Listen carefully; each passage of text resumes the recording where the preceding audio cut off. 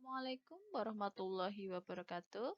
Bertemu lagi dengan saya Afifah Hayati dalam mata kuliah Struktur Aljabar 1 di pertemuan kelima ini.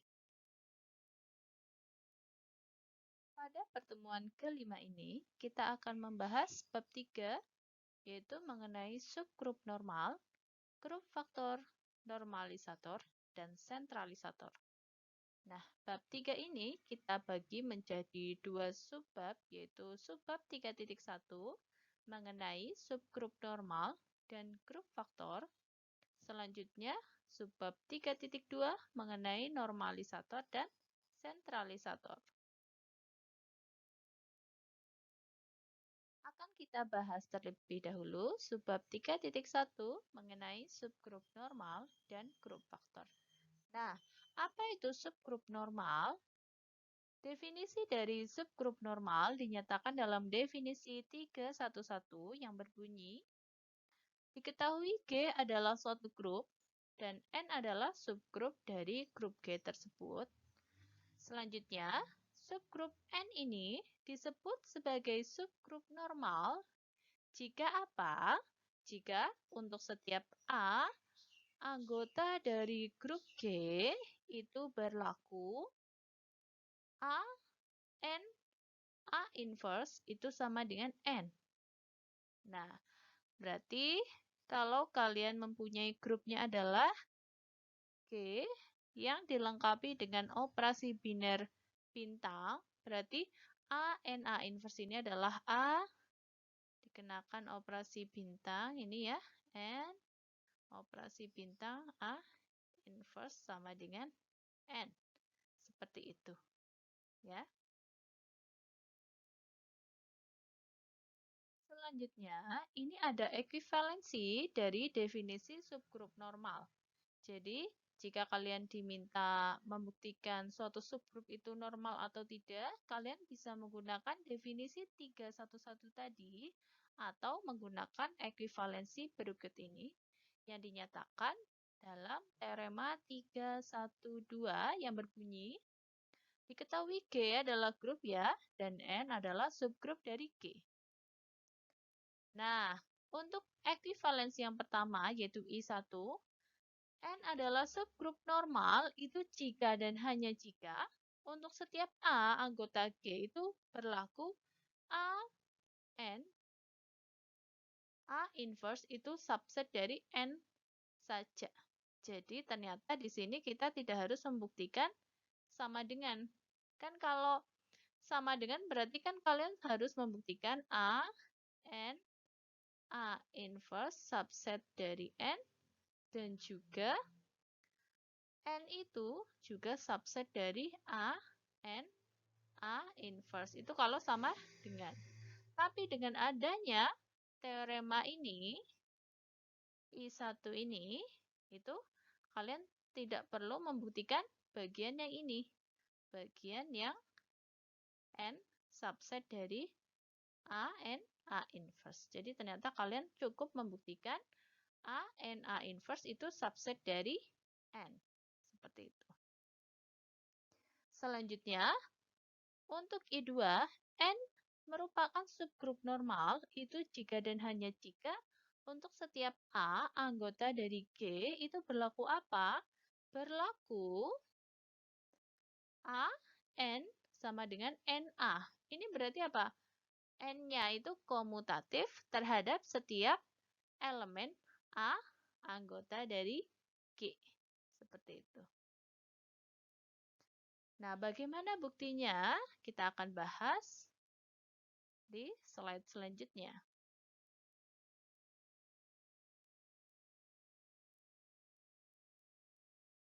Bukti untuk I1. Karena ini adalah pembuktian jika dan hanya jika, ya.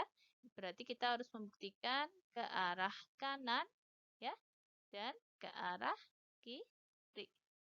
Ya, untuk ke arah kanan, yang akan kita buktikan ini, berarti modal kita atau yang diketahui adalah N-nya subgrup normal. Berarti yang akan kita buktikan adalah, ini ya, yang akan kita buktikan berarti akan dibuktikan ke arah kanan. Berarti yang di sebelah kanannya jika dan hanya jika. Oke, yang akan kita buktikan itu untuk setiap A, anggota G itu apa? A, N. A inverse itu subset dari N. Ini yang mau kita buktikan. Nah, karena yang diketahui, ya, yang diketahui itu apa? N-nya subgrup normal, maka menurut definisi 311, ya, definisi yang pertama itu, artinya apa? Kalau N subgrup normal berarti untuk setiap A anggota G itu berlaku apa? A, N, A inverse itu sama dengan N. Berarti apa?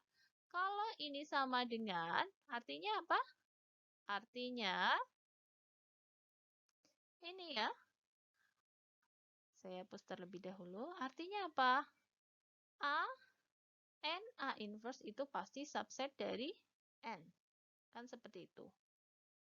Karena kan kalau sama dengan itu sekali lagi saya ingatkan kalau sama dengan artinya apa? Ini itu bisa dipecah jadi apa? Jadi A, N, A inverse itu subset dari N ya. Dan N itu subset dari A, N, A inverse. Seperti itu. Nah, berarti untuk ke arah kanan itu sudah terbukti. Nah, selanjutnya berarti kita akan membuktikan ke arah kiri. Artinya, untuk membuktikan ke arah kiri, berarti yang diketahui itu yang di sebelah kanan jika dan hanya jika. Yaitu diketahui untuk setiap A anggota dari G itu berlaku apa? Ini ya. A, N, A inverse itu subset dari N. Berarti tinggal membuktikan untuk setiap A anggota dari G itu berlaku apa? Ini ya. Karena kan kita akan membuktikan ini. Akan membuktikan ya A, N, A inverse sama dengan N. Karena kan kita mau membuktikan N-nya itu subgrup normal. Berarti kan ini pakai definisi 311 itu kan kalau membuktikan subgrup normal itu A, N, A inverse sama dengan N. Nah, modal kita itu kita sudah punya ini nih. Sudah punya A, N, A inverse subset N. Berarti kalau membuktikan sama dengan, tinggal membuktikan ya untuk setiap A anggota G itu berlaku ini. Tinggal membuktikan ini. N subset dari A, N, A inverse. Seperti itu.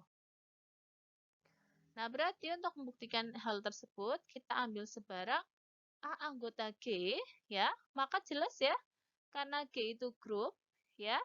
Pasti setiap anggotanya, dalam hal ini dilambangkan A, itu pasti inverse-nya, ya. Pasti punya inverse, yaitu A inverse ini.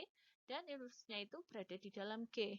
Sehingga menurut yang diketahui, ya, diketahui ini ya, A, N, A inverse, subsetnya N, ini yang diketahui, kita akan memperoleh, ya. Nah, kan tadi mengatakan apa dari yang diketahui? Untuk setiap A anggota dari G. A, N, A inverse, subset N. Karena A inverse, ya, juga anggota dari G, pasti juga akan memenuhi ini. Jadi apa? Kita akan memperoleh A inverse N dikenakan lagi dengan inverse dari A inverse, itu subset dari N. Atau kalian ingat sifat dari inverse ya, kalau inverse diinversekan lagi adalah dirinya sendiri. Jadi inverse dari A inverse adalah A.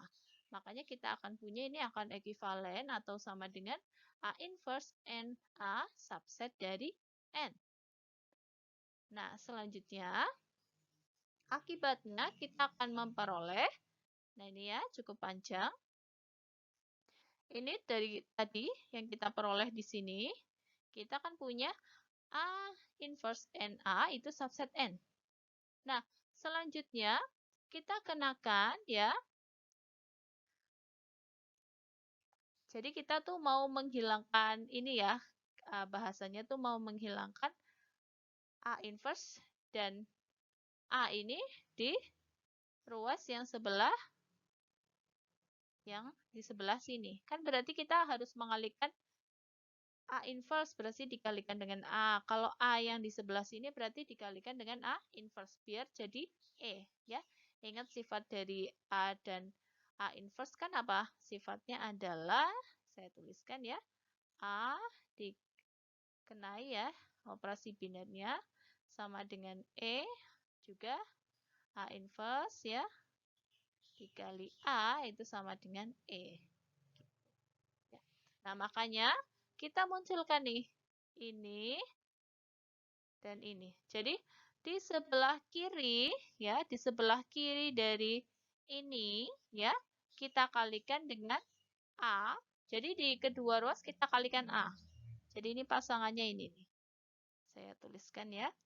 Ini, kalau di sini dikalikan, ya, untuk A yang ini, nah, berarti harus di ruas sebelah kirinya yang dikalikan juga dengan A.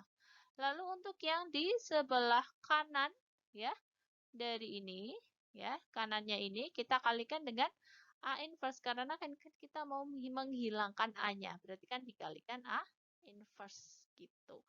Nih, kita kalikan A inverse di sebelah kanannya. Ini pasangannya. Seperti itu. Nah, karena ingat ini kan grup ya, berarti berlaku sifat komutatif. Mohon maaf, maksud saya asosiatif. Makanya kita bisa kelompokkan ya. Ini kan A inverse NA ya. Di depannya ada A, di belakangnya ada A inverse. Nah, ini kita kenakan sifat asosiatif, kita akan memperoleh ini akan ekuivalen dengan A dikali A inverse N ya, A dikali A inverse. Nah, kita ingat sifat dari A dikalikan A inverse adalah E. Berarti ini akan ekuivalen ya. Kalau yang di sebelah kanannya tetap, nah yang di sebelah kiri akan menjadi, ini akan berubah menjadi E. Jadi E, NE, subset dari A, NA inverse. Nah ingat, apapun dikalikan elemen identitas E itu adalah dirinya sendiri. Makanya E, NE sama dengan N. Gitu. Ya. Berarti kita mempunyai di sini apa? N-nya subset dari A, NA inverse. Berarti apa? Yang kita mau buktikan, ya, yang kita mau buktikan kan ini ya, sudah terbukti. Nah, dengan demikian, untuk sebarang, ya, A anggota G, di sini itu akan berlaku ini. N subset dari A, NA inverse. Seperti itu. Nah, berarti apa? Karena untuk setiap A anggota G itu berlaku N subset A, N, maksud saya N subset A, NA inverse, maka menurut yang diketahui, kan tadi kita punya ini ya, untuk setiap A anggota G. Nah, karena N subset dari ini, dan A, NA inverse juga subset dari N, berarti kita akan memperoleh A, NA inverse itu sama dengan N. Berarti menurut definisi 311 ini kan berarti N-nya memenuhi kriteria subgrup normal. Jadi benar bahwa N adalah subgrup normal. Berarti kita sudah membuktikan ke arah kanan dan ke arah kiri. Berarti teoremanya terbukti untuk yang I1. Selanjutnya, pembuktian untuk yang I2. Nah, kita perhatikan bahwa untuk setiap A anggota G, ya, grup G itu pasti berlaku ini. Ya. Jadi ini buktinya langsung ya. Nggak ke arah kiri kanan, tapi karena ini ekuivalen, jadi akan lebih mudah. Nah, kan kita punya bahwa ini ya, A, N, A inverse itu kan sama dengan N ya. Nah, ini akan ekuivalen dengan apa? Kita kalikan ya, A di kedua ruas, di sebelah kanannya. Ya, jadi kita akan mempunyai hal ini akan ekuivalen dengan A, NA inverse dikalikan A sama dengan NA. Nah, selanjutnya, karena G adalah grup ya, pasti akan berlaku sifat asosiatif. Sehingga kita bisa kalikan ini ya, A inverse dikalikan A terlebih dahulu. Nah, ingat sifat dari A inverse dikalikan A adalah hasilnya sama dengan E. Berarti kita punya apa?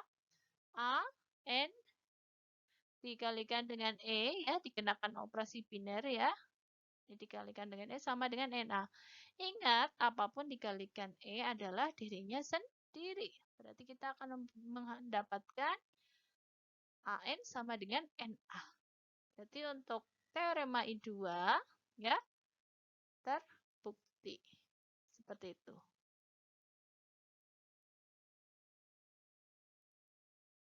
Selanjutnya, diberikan definisi grup faktor. Apa itu grup faktor? Nah, ini kita perhatikan definisi 313 yang berbunyi, diketahui G adalah grup dan N-nya di sini diberikan N adalah subgrup normal dari G. Jadi ingat, N-nya itu sudah memenuhi kriteria dari subgrup yang normal. Nah, himpunan koset-koset kiri terhadap N, ingat ya koset kiri, berarti kalau koset kiri, misal A anggota G, berarti koset kirinya apa? AN, kayak gitu. Ini adalah koset kiri ya, A-nya di sebelah kirinya N. Kalau koset kanan apa? Ini ya, NA. Ini koset kanan. Seperti itu. Ya, saya ingatkan kembali. Nah, himpunan ya, himpunan koset-koset kiri terhadap N ya, dinotasikan sebagai ini ya.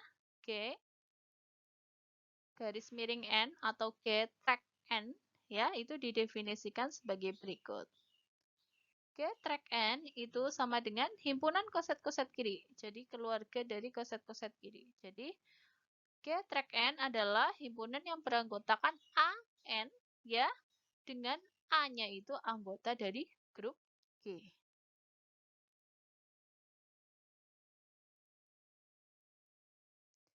Selanjutnya, kita mendefinisikan hukum komposisi untuk N ya. Dengan definisi untuk setiap ya AN dan BN ya yang berada dalam himpunan G track N ya. Berarti AN dan BN adalah koset-koset kiri ya dari N ya. Maka komposisi AN dan BN itu didefinisikan sebagai hasil ganda kompleks AN dan kompleks BN. Ya. Jadi hasil-hasil ganda dari ini masing-masing anggota di AN dan BN. Seperti itu. Nah, kita perhatikan ya bahwa AN ya itu kan A itu kan dapat dinyatakan sebagai apa? Suatu singleton ya, himpunan singleton. Himpunan yang hanya beranggotakan dirinya sendiri saja. Nah, yaitu singleton A itu sendiri, yaitu juga merupakan kompleks. Nah, maka AN itu juga merupakan kompleks A yang digandakan dengan kompleks N. Seperti itu.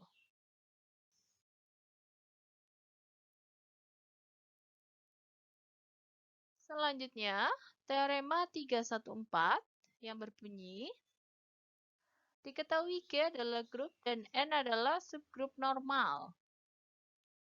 Himpunan G track N itu merupakan grup ya terhadap hukum komposisi atau komposisi yang baru saja kita definisikan tadi. Ya. Nah, selanjutnya, himpunan G track N inilah yang disebut sebagai grup faktor atau ada juga yang menyebutnya sebagai grup quotient. Nah, kita akan membuktikan bahwa himpunan G track N ini merupakan grup terhadap hukum komposisi. Berarti kita akan membuktikan aksioma apa saja? G1 ya, ini berarti asosiatif. Lalu aksioma G2 itu terdapat elemen identitas ya atau elemen netral ya. Lalu aksioma G3 ini apa? Inverse ya. Jadi setiap anggota dari G track N ini nanti akan mempunyai inverse. Nah, bentuk inverse-nya seperti apa? Kita akan melihatnya dalam bukti sebagai berikut. Nah, pertama akan kita buktikan terlebih dahulu ya hukum komposisinya itu bersifat tertutup. Jadi, hukum komposisi yang tadi didefinisikan itu merupakan operasi biner. Nah, berarti tadi kan diketahui apa? G grup dan N subgrup normal. Berarti kan ini ada N adalah subgrup ya secara otomatis. Nah, maka pergandaan kompleks-kompleks tersebut ya, yaitu kompleks-kompleks di dalam ini ya, Gn, G-track N maksud saya ini ingat anggotanya adalah koset-koset kiri ya dari N gitu. Nah, pergandaan dari kompleks tersebut yaitu kompleks-kompleks koset kirinya itu bersifat asosiatif. Nah, selanjutnya kita ingat teorema 312 untuk yang I2 ya, yang ekuivalensi dari definisi subgrup normal ya. Nah, ingat itu kan apa? N-nya itu komutatif terhadap setiap elemen G. Jadi apa? Kalau kita tuliskan AN itu sama dengan NA ya untuk setiap A anggota dari G. Kan seperti itu.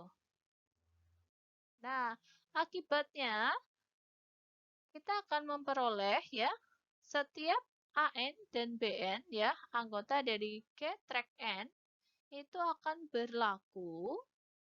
Nah, ini. Kan kita punya ini ya, AN.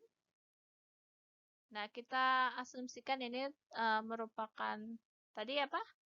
Hukum komposisinya ya. Ini merupakan pergandaan dari kompleks-kompleksnya kan ya. Berarti AN dikalikan dengan BN. Nah, kita ingat otomatis kan akan ini ya. Pergandaan kompleks-kompleks tersebut itu kan tadi apa? Bersifat asosiatif ya. Ini ya, saya highlight pergandaan kompleks-kompleks yang pada hukum ini ya, pada hukum komposisinya itu bersifat asosiatif. Maka kita bisa mendapatkan ini. Ya, jadi AN dikalikan BN itu sama dengan A dikali NB dikali N. Nah, NB kita ingat, N-nya itu kan subgrup normal ya, subgrup normal. Dan kita ingat AB ini anggota dari G. Maka kita akan mendapatkan NB itu sama dengan BN. Ingat definisinya di sini ya, yang teorema 312 yang I2 untuk setiap A anggota G ya, NA sama dengan AN sama dengan NA. Pokoknya yang penting A-nya itu anggota G. Karena B-nya anggota G ya, berarti apa? NB sama dengan BN. Sekali lagi kita terapkan sifat asosiatif. Berarti kita akan memperoleh ya A dikali dalam kurung BN dikali N itu akan sama dengan A dikali B dikali dalam kurung N dikali N. Nah ingat N dikali N itu kan sama dengan N itu sendiri. Nah kalau A dikali B ya AB itu sendiri. Berarti kita memperoleh apa? AN dikali BN itu sama dengan apa? ABN. Nah, kalian ingat ya. Kalian ingat ini. Di sini ya, kan ANBN anggota dari G track N, ya kan? Nah, berarti kan apa? Kita tadi punya apa? AB-nya anggota G. Ya, karena ya pada G ini kan operasi binernya bersifat tertutup ya. Pada G berarti kita akan punya apa? AB di sini pasti anggota ya dari G. Nah, berarti ini apa? Karena AB anggota dari G, berarti apa? ABN adalah koset kiri dari N. Artinya apa? Artinya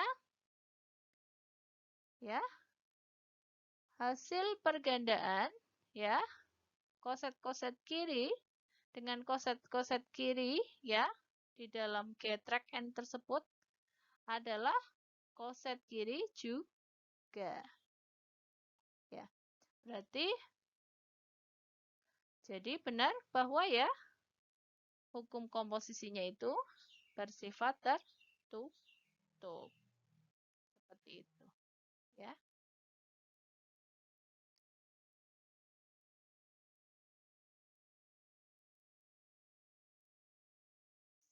membuktikan bahwa hukum komposisinya itu bersifat tertutup ya, atau merupakan operasi biner. Selanjutnya akan dibuktikan aksioma G1, G2, dan G3 pada definisi grup. Untuk aksioma G1 berarti kita akan membuktikan sifat asosiatif ya. Nah, sifat asosiatif tersebut diturunkan dari sifat asosiatif yang dimiliki pada pergandaan kompleks-kompleks. Jadi untuk aksioma G1 itu sudah cukup jelas. Selanjutnya, aksioma G2. Nah, elemen identitasnya apa? Nah, di sini kita mengambil N sebagai elemen identitas. Nah, apakah N ini merupakan koset kiri? Nah, kita ingat ya bahwa ya N itu sama dengan E ya, yaitu E itu adalah elemen identitas pada grup G. Nah, berarti N sama dengan E dikali N. Berarti N ini merupakan koset kiri dari N. Berarti N anggota dari G track N. Sehingga apa? Sehingga untuk setiap AN anggota dari G track N itu akan berlaku. Kita lihat. Nah, AN dikali N itu kan kita ingat sifat asosiatif ya pada pergandaan kompleksnya kan akan sama dengan ANN ya. Nah, N dikali N ini adalah kan N itu sendiri. Makanya AN dikali N sama dengan AN. Dan N dikali AN, nah kita ingat bahwa ya sifat asosiatif pada pergandaan kompleks-kompleksnya. Berarti kita bisa tulis N dikali AN sama dengan NA dikali N. Nah, kita ingat N ini kan subgrup normal, ya kan? Kalau subgrup normal, ya, menurut teorema yang 312 yang I2 itu apa?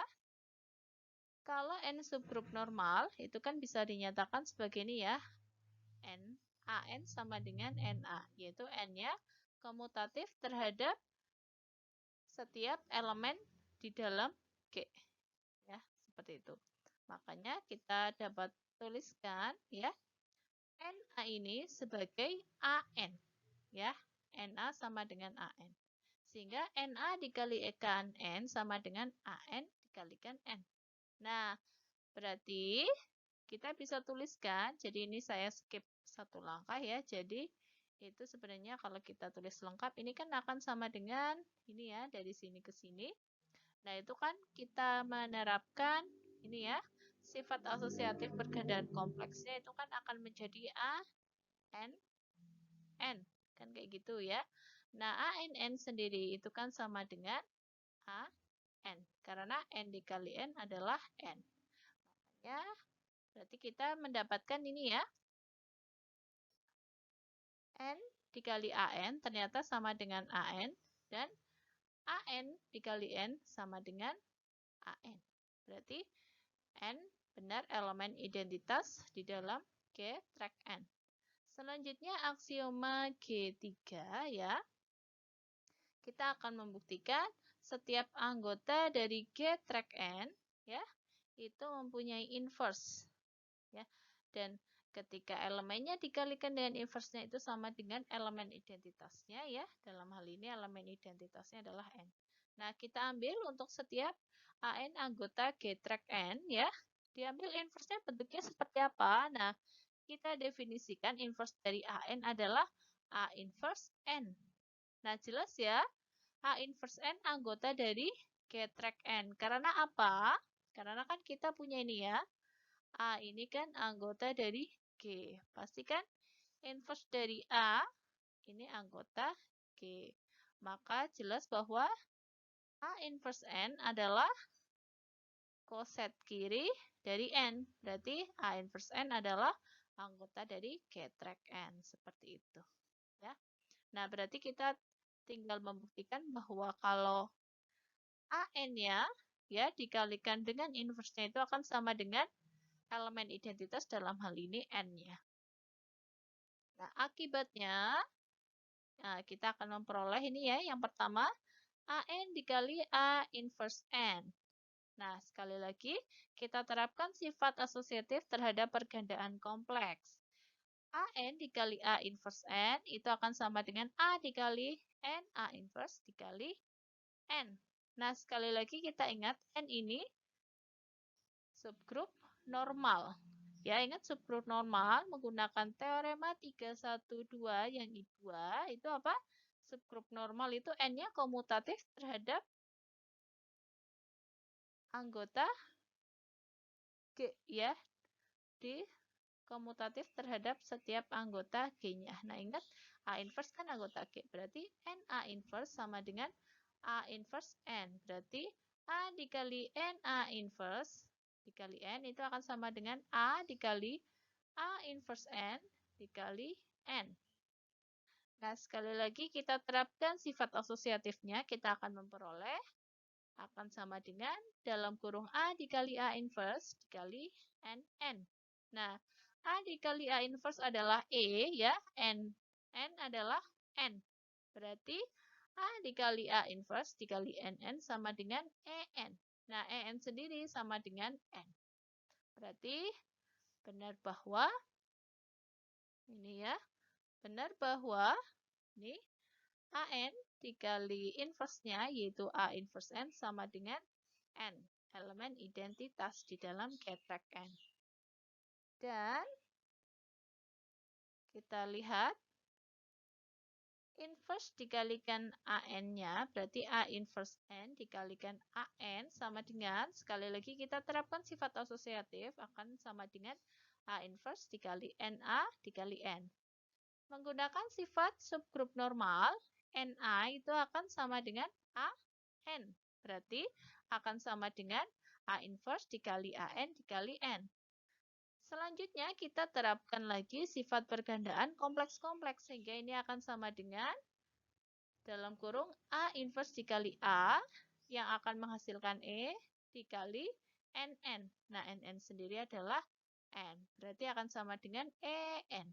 Ya, EN sendiri adalah N. Berarti kita mendapatkan ya inverse dari AN dikalikan dengan AN itu sendiri adalah N, yaitu elemen identitas pada getrek N. Berarti aksioma G1, G2, dan G3 terbukti. Ya. Jadi benar bahwa Gn merupakan grup terhadap hukum komposisi yang tadi kita definisikan. Dan ingat, G track N inilah yang disebut sebagai grup faktor atau grup quotient.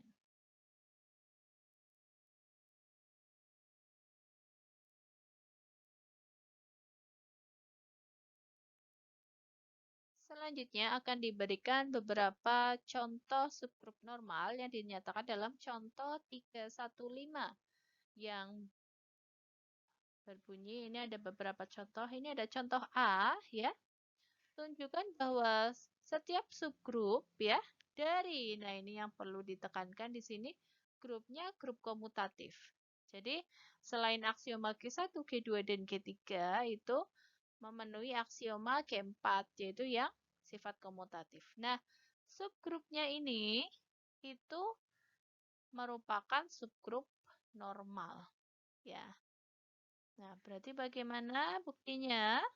Nah, karena kan kita mau membuktikan setiap subgrup dari grup yang komutatif. Berarti kita ambil sebaran G adalah grup komutatif dan H adalah subgrup dari sebaran G grup komutatif ini.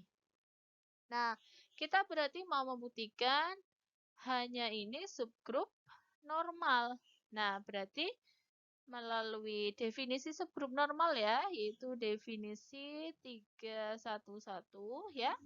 Itu berarti kita membuktikan untuk setiap A anggota G ya, itu berlaku apa? Berlaku A, H, A inverse itu subset dari H. Seperti itu. Subset tapi sama dengan ya. Sama dengan, mohon maaf. Kalau di definisinya itu sama dengan. Namun ya, kita juga bisa menggunakan teorema. Teorema apa? Teorema yang 3, 1, 2. Ya. Yang apa? Untuk yang I1 itu cukup membuktikan apa? A inverse itu subset dari H ya. Kalau yang I2 itu apa? Komutatif ya. AH sama dengan HA. Jadi kita bisa membuktikan H adalah subgrup normal menggunakan kriteria ini. Nah, kita lihat. Di sini kan menggunakan yang diketahui itu apa? G-nya itu grup yang komutatif. Nah, sekarang kita lihat terlebih dahulu. Karena G itu grup komutatif ya, maka untuk setiap G kecil anggota grup G dan H kecil anggota subgrup H itu akan berlaku ini ya. G, H, G inverse ya, itu sama dengan, nah ingat pastikan berlaku sifat asosiatif ya, karena G-nya grup, maka akan sama dengan G dikali dalam kurung H, G inverse. Nah, karena G-nya komutatif, berarti H dikali G inverse akan sama dengan ini ya, akan sama dengan G inverse dikali H. Ya, karena bersifat komutatif. Selanjutnya kita terapkan sifat asosiatif. Nah, G dikali dalam kurung G inverse H itu akan sama dengan dalam kurung G dikali G inverse dikalikan H. Nah, kita ingat G dikali G inverse itu kan sama dengan E. Ya, berarti ini akan sama dengan E dikali H. Nah, E dikali H, ingat apapun dikalikan elemen identitas di dalam grup G itu akan sama dengan dirinya sendiri. Maka E dikali H adalah H. Berarti kita punya apa? G, H, G inverse itu sama dengan H. Akibatnya apa? Untuk setiap G kecil ya, anggota G, dan H kecil anggota H, ini akan berlaku apa? G, H, G inverse sama dengan H. Ya, yang berarti apa? Yang berarti G, ya karena ini kan hanya kan sebarang ya. Berarti apa? G, H besar ya atau subgrup H, G inverse itu subset dari H. Ya, karena ini. Ini dari G, H, G inverse itu sama dengan H. Berarti ini G, H, G inverse itu anggota dari subgrup H. Makanya kita memperoleh ini. Nah, berarti ini kita sudah membuktikan apa? Dengan kata lain apa?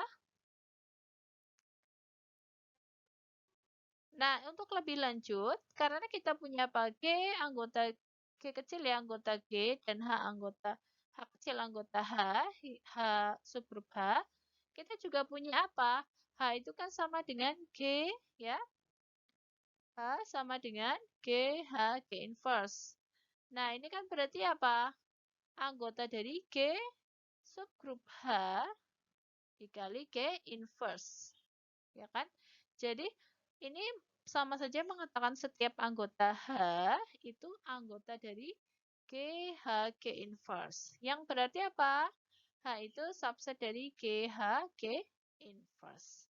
Berarti karena kita punya ini ya, ini dan ini, itu artinya apa? Untuk setiap G, anggota G kecil ya, anggota grup G itu berlaku GH G inverse sama dengan H gitu. Berarti menggunakan definisi 3, 1, 1. Tapi sebenarnya kalian juga cukup membuktikan sampai sini juga boleh ya. Sampai sini juga boleh. Kalau ini berarti menggunakan apa? Yang teorema 3, 1, 2. Yang I1. Sampai sini juga boleh. Ya. Kalau bukti yang saya berikan ini berarti menggunakan definisi 311 seperti itu. Jadi benar bahwa H adalah subgrup normal.